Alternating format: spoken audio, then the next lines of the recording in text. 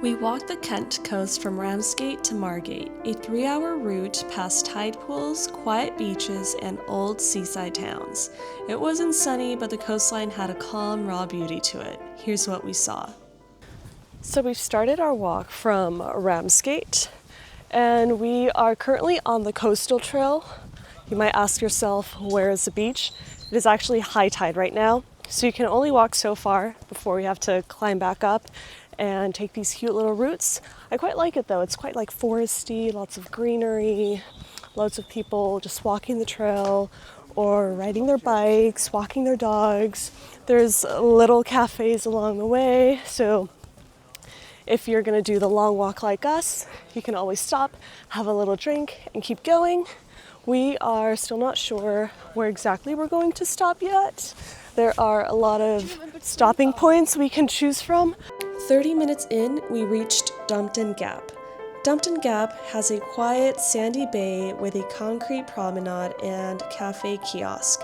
It offers one of the best low tide walking routes to Ramsgate, but always check the tide times before setting off.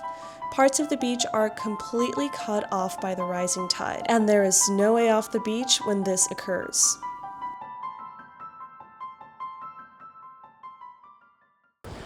We have all these little beach huts along the way, and apparently these beach huts belong to people, so they kind of like store their summer equipment in there, and then when it's a nice day like today, they come, open their little shed up, bring some chairs out, and just hang out, which is quite cool. I've never seen that anywhere else. From Dumpton Gap, we walked about 15 minutes until we reached Viking Bay, the main bay for Broadstairs.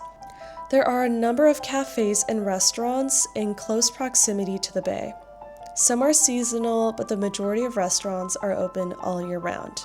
We took advantage of this and stopped at Smoked to eat some nice and classic American-style burgers. We stopped for some lunch. I got myself a very nice burger with some pulled pork. Like a fried chicken burger, so with some ranch sauce.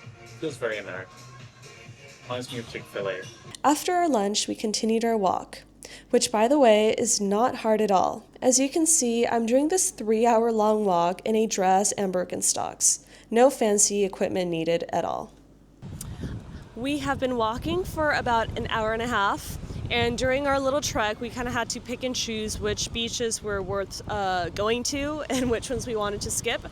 This one we thought we wanted to check out. It's called Kingsgate Bay, a sheltered sandy cove located on the Kent coast near Broadstairs. This 150-meter wide beach is backed by white chalk cliffs and overlooks the seaside village of Kingsgate.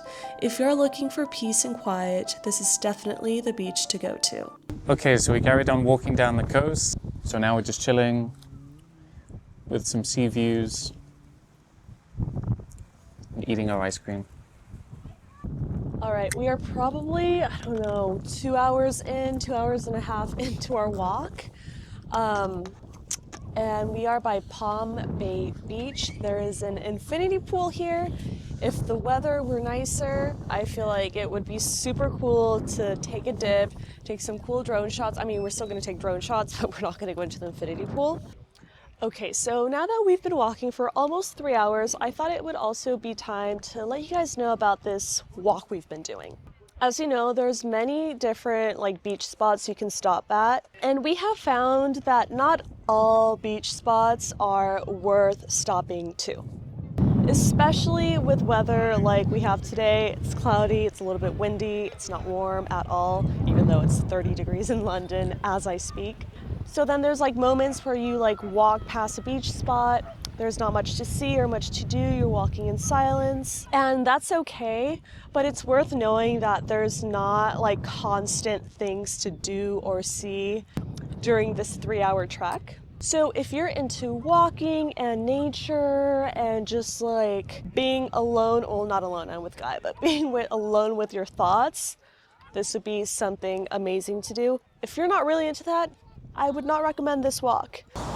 Okay, so after about, 3 hours of walking, we finally made it to Margate, and it's actually pretty busy here. There's lots of things going on, lots of people around. and loads of people on the beach. It seems like quite a long beach. All the way down here, there's people. But by now the tide has gone out, so I guess there's a lot of kind of beached boats over there and kind of long, wet bits of sand. That's quite nice so far, Margate, I think. I will say, if you decide on doing this 3-hour walk, definitely start at Ramsgate. Don't start at Margate, because so far I think Margate's been the nicest bit. So it's almost kind of like you're saving the best for last. If you start at Margate and make your way down south, I just feel like, not that you'll be disappointed, it's just, I don't think things are gonna look as nice as they do in Margate so far. There's been people in the water the whole way through, but there seems to be a lot more people in the water here. And just a lot of people eating out, sitting out.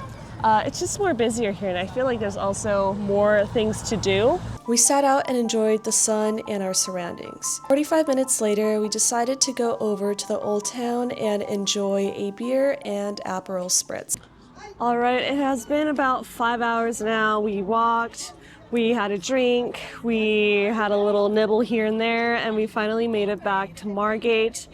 We're at the train station. We're gonna take our train back to London now. Thank you guys for joining us today. We will see you in next week's vlog. Bye. Peace out. Able to feel pushing down